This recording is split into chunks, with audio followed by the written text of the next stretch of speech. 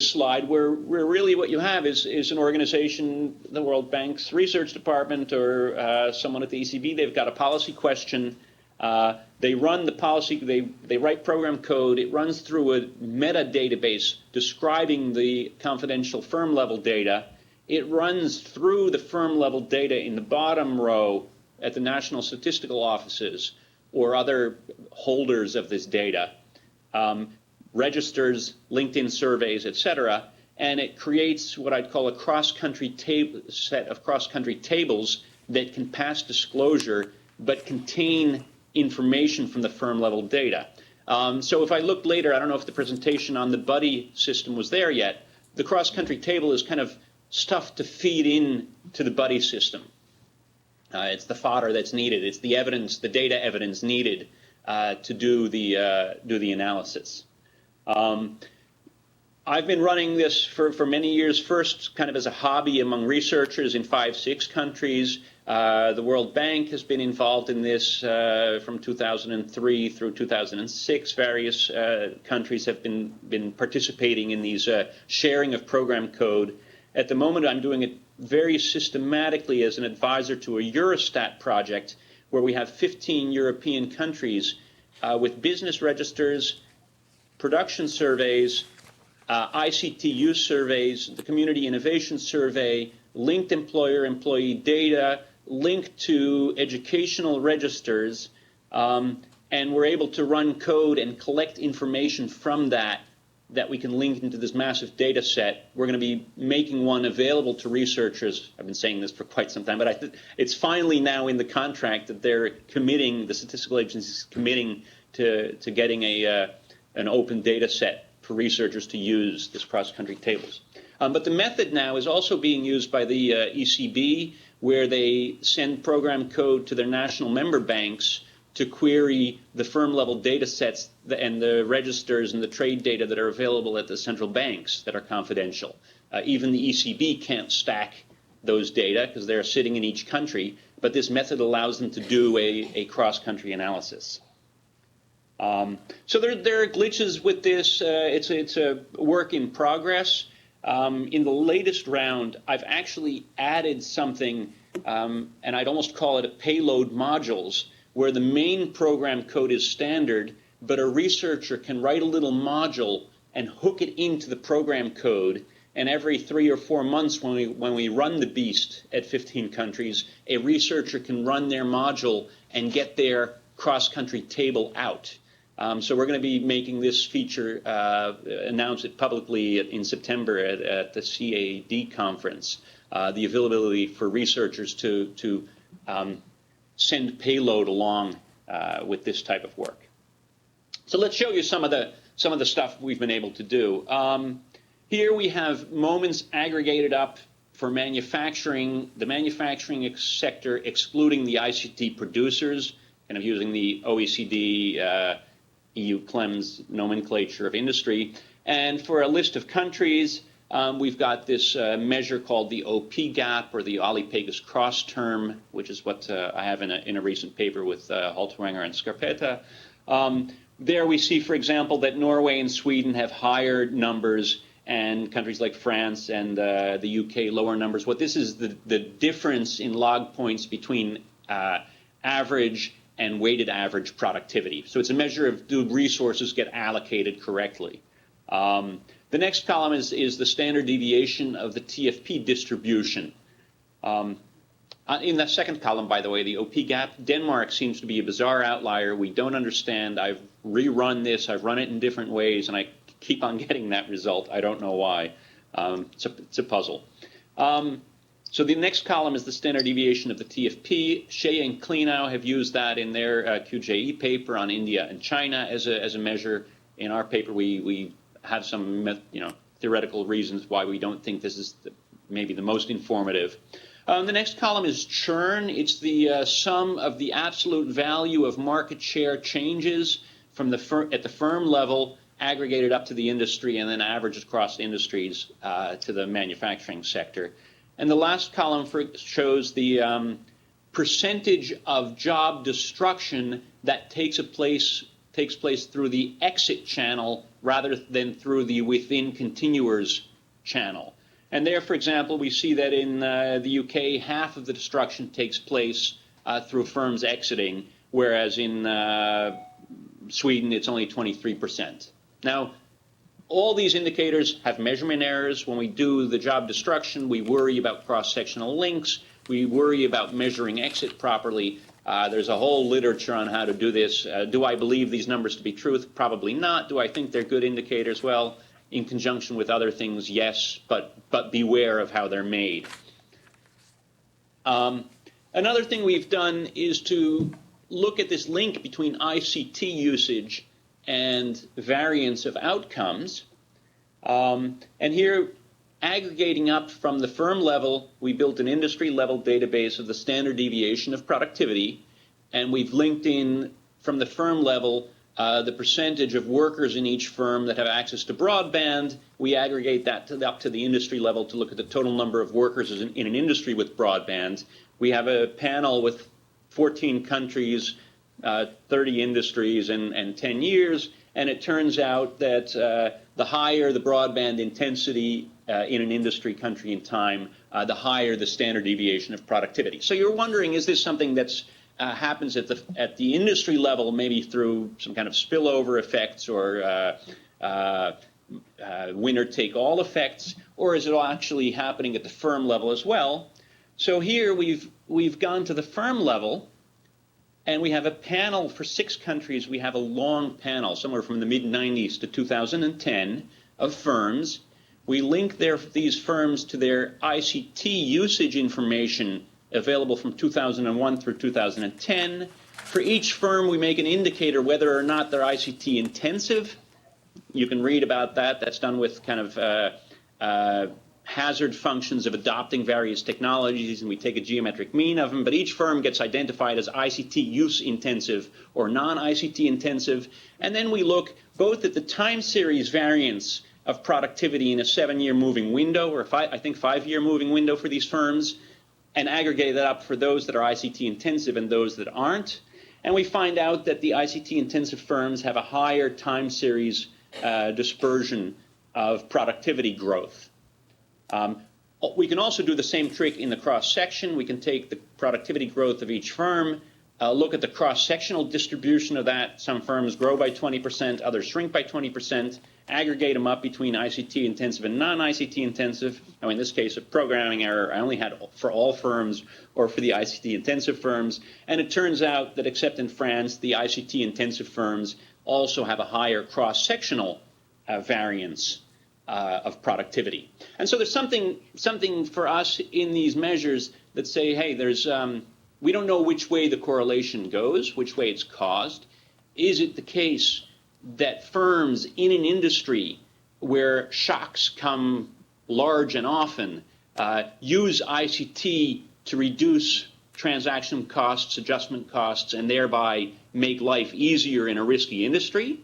Or is it that because the firms are using ICT, they reduce switching costs for customers, they make it easier for competitors to come in and really kill the incumbent and thereby shift market shares? We don't know yet, and at this point, that's one of the research things we're looking into, or I'm looking into with my colleague Peter Gall, is to understand the cause and effect of this correlation. We do think that this is part of the underlying story why employment protection might be harmful. So this was for productivity dispersion. The same story holds for output dispersion and gross worker flows. So maybe if you have high employment protection, it makes it difficult for you as a firm to have high worker flows, and that may be a disincentive to invest in the ICT, which we know is productivity enhancing. So that's kind of the chain of thought in my research on that topic. So this is just an example. All these indicators are generated through fairly simple algorithms at the firm level. They're done remotely in this case 6 countries. For the other table, 15 countries. With firms linked in all sectors of the economy. We've harmonized definitions of industry. We've harmonized definitions of firm size. We don't have location at this point, and I know you're interested in the rural-urban. And by doing that, you can do fairly sophisticated stuff at the firm level, extract your answer from the firm level into a moment, in this case, a dispersion measure that you can compare across countries through different splits. In this case, it's ICT intensive and non-ICT intensive. In this latest round of code I've sent to Eurostat, we're looking at some of the things you've looked at in Tunisia, which is the age and size quadrants. So we actually look at these numbers by age, young small, young large, old small, old large, and we can look at things such as ICT intensity, exit and entry, adoption of ICT to try to understand where are these indicators happening in that grid. And in the code we've set up, that's actually, programming that little piece in, that module that splits stuff by size and age. It took me a few hours to program, took me a few days to debug.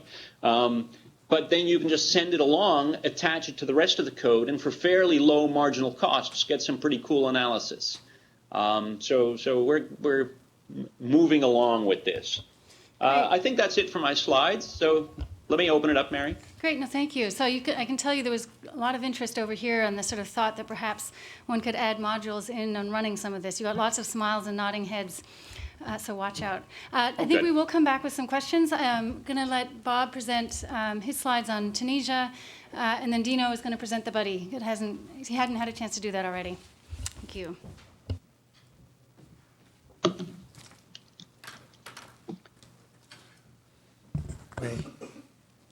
Thank you very much. I'm going to present evidence on one particular country, Tunisia, which was, as you all know, at the forefront of the Arab Spring, which was actually kicked off by a self-employed guy, Mohamed Bouazizi, setting himself afire in frustration with his lack of opportunity and corruption.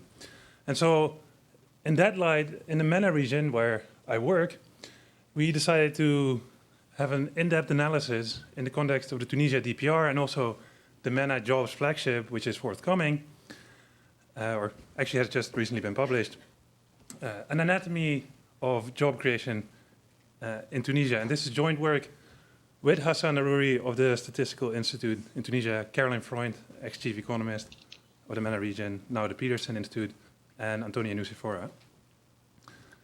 And why should you be interested in this in general?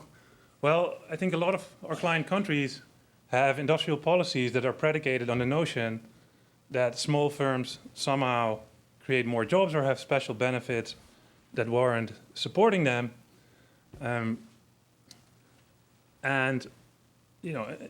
in spite of a lot of money flowing into SME support programs, actually there's relatively little evidence for this proposition from developed countries.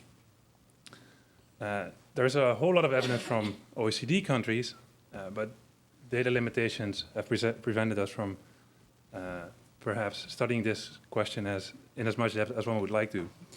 So what we do in Tunisia is we revisit this question using what I believe to be a very unique database, which contains information on all registered firms in the economy, including the self-employed. And this is really, really important because I will show you that these self-employed firms, these self-employed people, account for roughly half of all job creation over the period from 1996 to 2010, which is the period for which we have data. In addition, like a lot of studies on developing countries have focused on the manufacturing sector. Here we have all sectors except for agriculture. As John Earle mentioned, a limitation of having census data often is that you don't have a lot of variables of interest, such as output and profits. So we obtained those from the Ministry of Finance for the period 2001 to 2010. Now, I must say that tax collection in Tunisia is a bit discretionary. So these data are extremely, extremely noisy. And in fact, for a third of the firms, data are missing altogether. You have completely crazy numbers. So these data are not great, but I think they do help us paint a picture of an economy that's severely paralyzed and where productivity actually has very little bearing on employment growth, but we'll get to that later. We also have from the customs agency transaction level data on imports and exports by firm, product, and destination. And recently, we've been able to merge these data with a list of firms that were owned by the Ben Ali family and confiscated in the aftermath of the Jasmine Revolution. Unfortunately, I can't present any results based on that data today because we have to liaise with the Tunisian government as to how to present these results. But I do want to mention that what we're able to show with those data is that many of the firms where we find connected firms are subject to very severe entry regulations, which seem to hamper entry. And we also see Ben Ali firms being much more profitable and much more productive in sectors where we have such regulations. So there seems to be enormous regulatory capture going on. And to support this, we actually also go through the last 10 years of revisions of the investment code, and we find that where you have more connected firms, you also have more restrictions being imposed. So that's something to keep in the back of your mind as I present my results, which show an economy that really is what I call stagnating. So in the interest of time, let me skip forward and present a bird's eye view of what firms in Tunisia look like. One thing that's striking is how extremely skewed the size distribution is towards small-scale firms. So, we see skewed size distributions everywhere, but what's amazing is exactly how skewed the size distribution is. So, for instance, over this period, one-person firms account for 86% of all jobs. And in fact, we only have about, on average, 42 firms that employ more than 1,000 people. And there's not a single firm that employs more than 10,000 people. For comparison, firms that employ more than 10,000 people in the US account for more than half of all jobs. Right? So by international standards, this size distribution is extremely skewed. What's perhaps more worrying is that it has become much, much more skewed over time. So this is the evolution of the firm size distribution, where this blue shaded bar is the portion of firms that are one-person firms. You see that it dropped slightly in 1998. There was a bankruptcy reform here, like with fiscal amnesty for firms in particular sectors. And then it shoots up in 2002 when there was a drought and a terrorist attack. But the general tendency is towards more and more employment in small-scale firms. We also see that over the period considered, job creation is quite disappointing, and mostly driven by entry. Now, the fact that it's entrants that create the most jobs is perhaps not so surprising, but when we disaggregate by size and age, where the age is here on the bottom axis and size here, where the height of these bars denotes sort of the total net jobs created by age and size category, then there are two features of this data, of this graph, that are particularly striking. One is the enormously high contribution of firms that are 1 year old and employ one person, i.e. jumpstart self-employment. The other is that as firms age, actually their contribution to job creation on average becomes negative. And you see the green becoming red much faster for the smallest guys, i.e. the post-entry performance of these small firms is very weak on average. But it could still be the case that the process of creative destruction is adequate if the economy sheds firms that are really inefficient and firms that are efficient grow. But when we look at firm mobility, which we do here by means of these transition matrices, we see that this doesn't appear to be the case. So, for instance, if you look at firms in a particular size category in a particular year and try to see where they end up a year later, then you see that, for instance, the self-employed people, only about 7% exit, 92% stay one-person firms, and less than 1.5% grow. And this is true even if we look at the very, very long run. So if we look at all the firms in 1996 and look at where they end up in 2010, then we see that for the very smallest firms, the majority of them will have exited 14 years later. A about a third will have stayed in their initial size category, and like less than 3% growth. The numbers are slightly better for slightly bigger enterprises, but overwhelmingly, we see very, very little growth, and in fact, either exiting or staying in your size category being the norm. So, to analyze who creates jobs a bit more rigorously, we run some very, very simple regressions that are very similar in spirit to the regressions run by John Hallward-Driemeier and Javier Miranda in their paper on which firms create jobs, where we first control for firm size only, then add controls for age and other variables that we're interested in, such as productivity and profitability.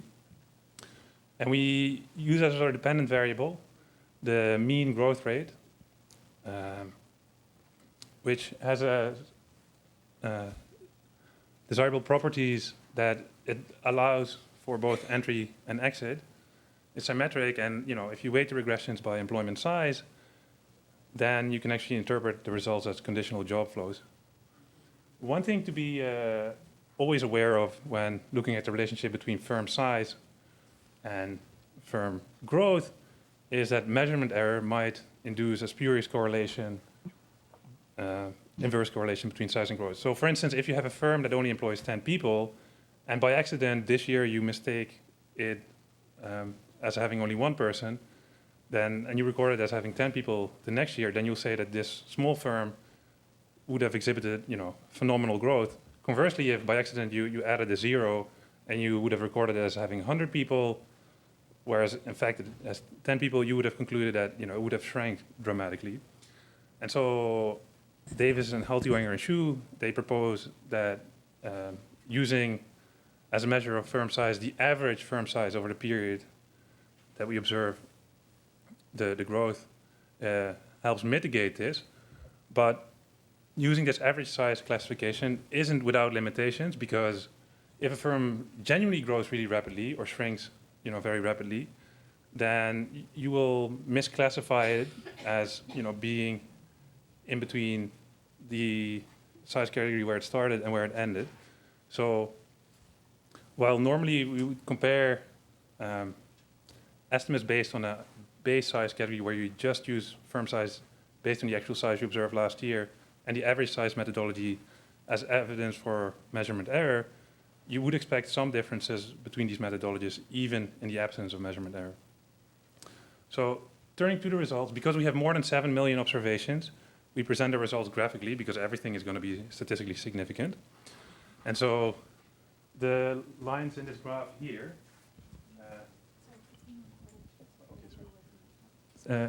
the lines in this graph here depict job creation premia associated with particular size categories here, depicted here. So this is for 1-person firms, 2-person firms, 3 to 4-person firms, 5 to 9-person firms, etc. So one thing that sticks out is that if we do not control for age, then we see actually that 1-person firms do make the largest contribution to net job creation, and that larger firms make less of a contribution. But then when we control for age, we actually see that this relationship reverses. So in other words, small firms create jobs not because they're small per se, but because they are young. But what's very different in Tunisia from what we know from other countries is that when we look at incumbent firms that continue, then in the US we know that firms that are good, they grow, and firms that are bad, they go out. What we see in Tunisia is that failure is the norm. So both firms that continue and firms that exit shed jobs, but even conditional on surviving, the smaller firms do the worst in terms of job creation. And this holds true whether we control for their age or not. If we look at the relationship between productivity and job creation, we find like a very, very weak relationship. So these results show you that if you were to double productivity, your net job creation per year would only go up by 0.5 percentage point. So this is sort of consistent with a process of creative destruction that is severely attenuated. And finally, a couple of words on the importance of partaking in that international trade. So here we regress job growth on firms' export status and whether or not they're foreign owned. And a surprising result here is that, yes, we find that exporting firms create more jobs, but then when we control for importing, we actually see that it's the exporter-importers that do the best. So it seems to be job creation and firm success appear to be strongly correlated with being interlinked into global value chains. And this is important from a policy point of view because Tunisia, as many other countries in the Middle East and Northern Africa, do have a large share of politicians who believe that they should protect their economies in order to create jobs and increase tariffs, etc. So let me conclude by summing up that what we've seen is that in Tunisia, small isn't beautiful because small firms actually do the very worst in terms of job creation. Yes, they create jobs for people who can't find. Yes, there's a lot of entry of one-person enterprises, which is in itself is a reflection of the fact that there are not enough wage jobs. But then post-entry, small firms are actually the worst in terms of job creation. And at the end, we do some simulation exercises that show that both removing the constraints to incumbent growth, but particularly also promoting the entry of relatively large firms would pay handsome dividends in terms of job creation. So in the interest of time, I'll leave it at that. Thank you very much. So we've seen an example from one particular country. We've seen some of Eric's, two different examples of individual countries, and sort of Eric's work on trying to be able to access more confidential data, potentially even from an arm's length position.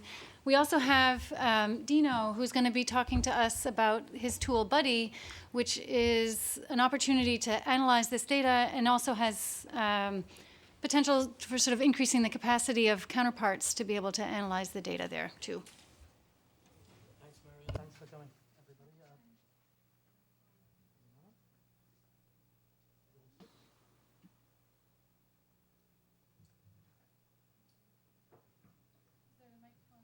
There's one here. It is.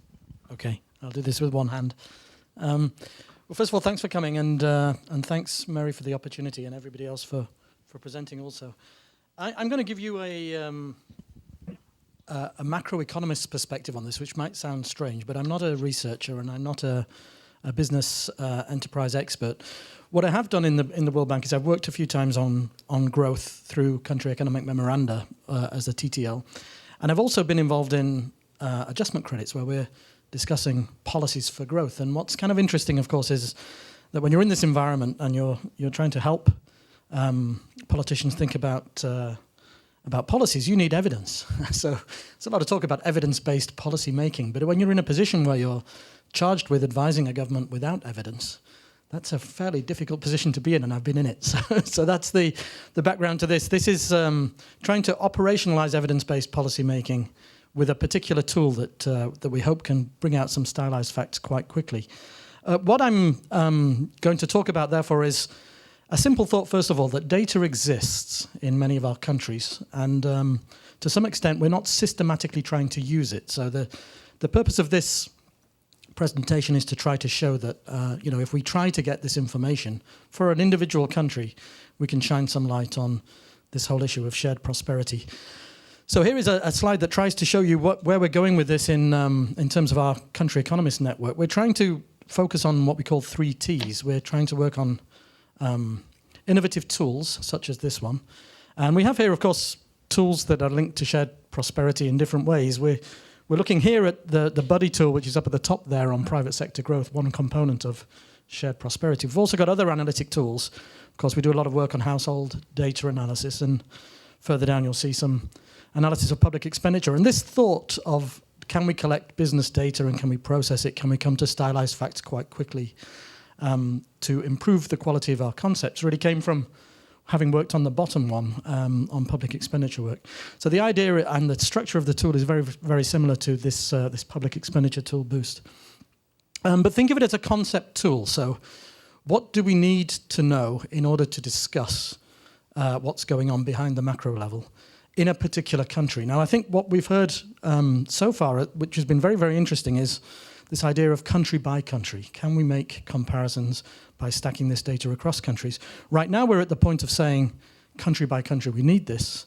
But the next stage, of course, is to standardize techniques, standardize the sorts of analytic tests that we're undertaking, stack the data and find some cross-country relationships there. So the other two elements of the 3 Ts, we have the innovative tools, we have tested techniques. Can you apply these techniques and get some sort of understanding of knowledge across various countries? So the body of knowledge idea at the bottom there. And client training. I mean, one of the purposes of the work we do, of course, is to improve the capacity of our clients to engage and the capacity of our clients to understand and develop policy for themselves. So these are the 3 tools. It's training tools, the 3 Ts, training tools and techniques. And if you think about this from the perspective of the medical profession, so we're talking about building knowledge across countries, then evidence-based policy making in a particular country, if you think of countries as patients, it needs tools and standard tests to develop symptoms.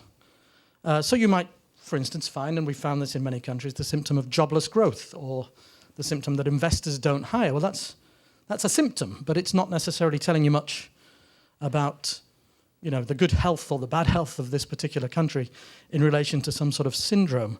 Now, where the medical profession, I think, is one step ahead of us, and this is where the country by country or the global knowledge